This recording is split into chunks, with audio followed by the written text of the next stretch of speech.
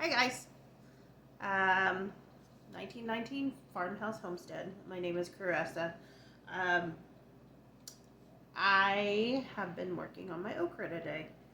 If you remember in my video, I was picking this yesterday, and we got about 2 gallons of okra, and I sliced it up, and we're gonna put it on dehydrator trays and dehydrate it. I've been experimenting with dehydrating. I've got a friend who dehydrates, actually a couple of them, and I've been enjoying dehydrating food. I've been running out of canning space as far as putting jars in places. So I've been trying to find ways of putting up produce that would be long term. And dehydrating, I did see that you could dehydrate okra. So I am going to take this okra and experiment with it and hope it works. I've been putting some of it up in the freezer. We do like to pickle it, but like I said, I don't have the canning space right now. I've dehydrated tomatoes, and I'm planning on doing some more of those, and peppers, sweet peppers. But I'm really wondering how the okra is going to do as far as the sliminess. When you dehydrate, does it take the sliminess away? When it reconstituted, is it worse? You know, it's one of those things.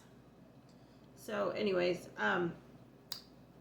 I wanted to come on and just tell you guys that I'm open to any comments on my homesteading videos, and if you'd like to see things that we do, we can bring you along. Or if you have any suggestions of things that you would like for me to do, that would be great. The other thing too, I know a lot of you guys are going to start school or have started school, and if you're homeschooling, got a few little tidbits for you. Of course, it's been, let's see, my daughter graduated in 2016, so it's been a little while since I homeschooled, but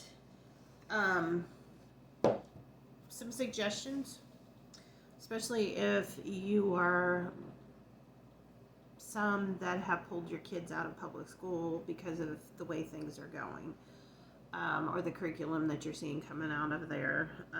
I feel for you. I really do. School is not the same as it was when my kids were younger, and we pulled our kids out in 2007 because of them combining a schools and the district and the school that they were going to attend. I'd heard some really bad things coming out of it, and I told my husband, I said, I don't want them going over there. I didn't want to see my kids go downhill, and I was already seeing things. I'd been a para for about a year, and I was already seeing things that were coming out of my kids and behaviors even at school, and the lack of one-on-one training for a few of them that were struggling. I had 2 of them that were actually doing really good in school,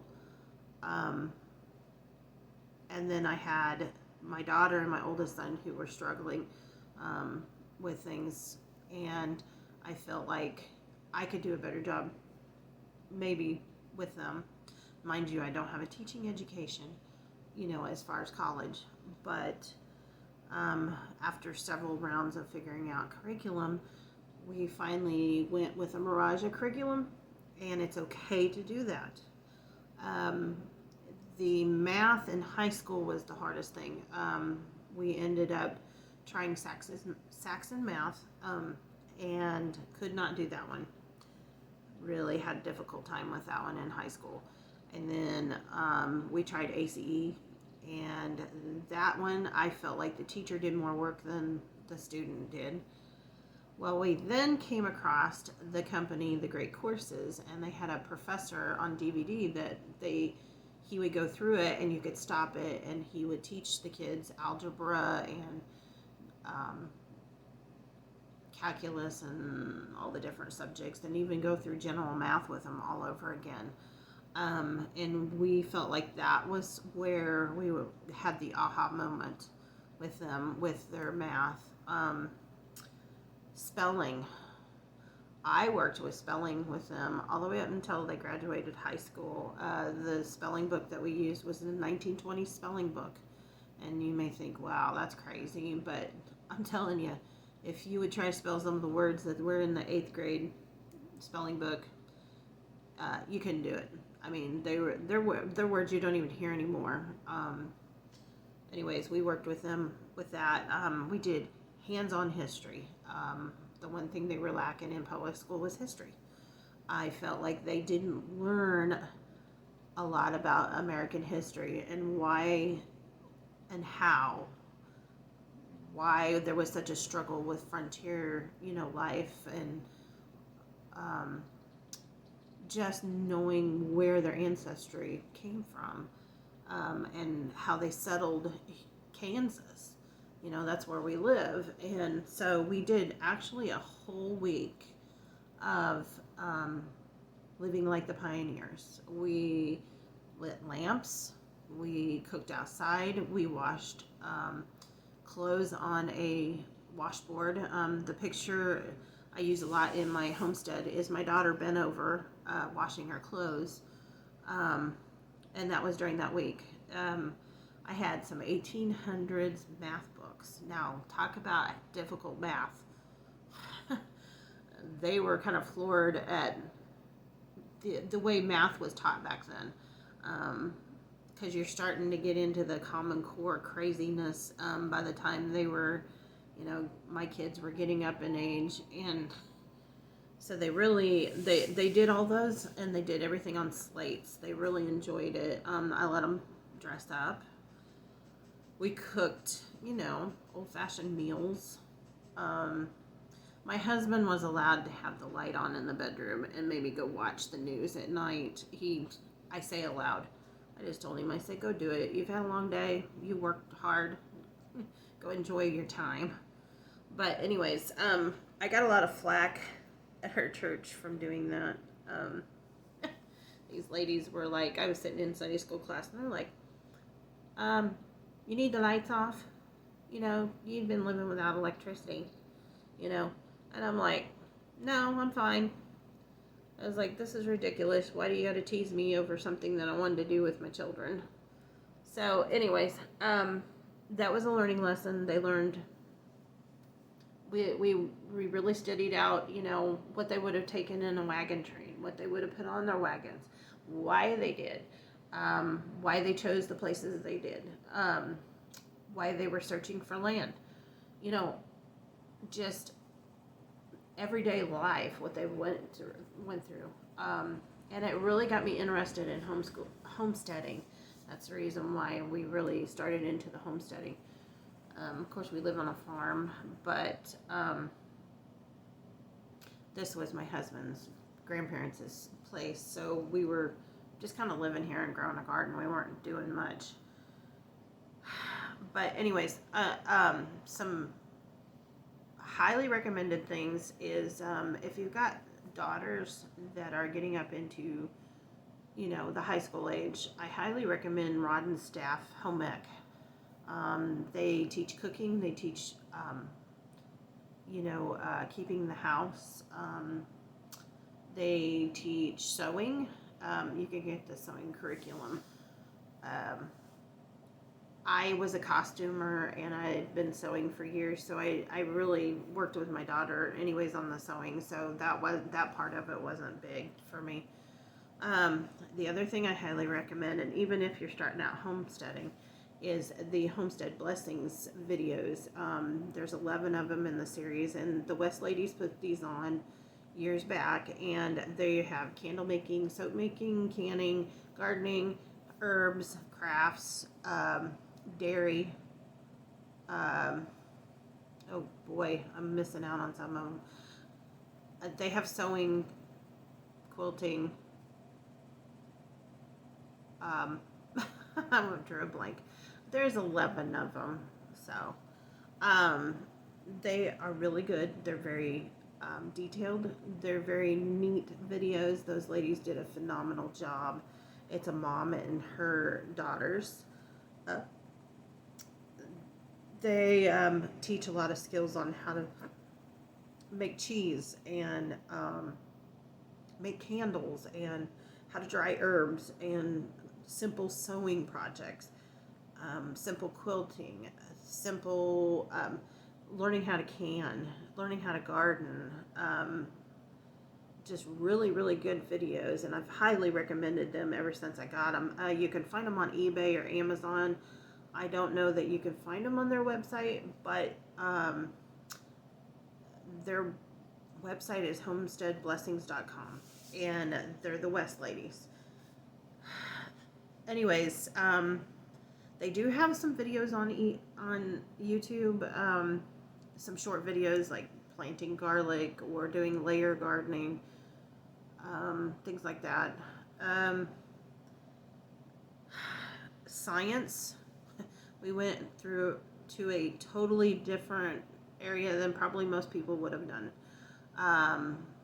We did the creation books from Answers in Genesis.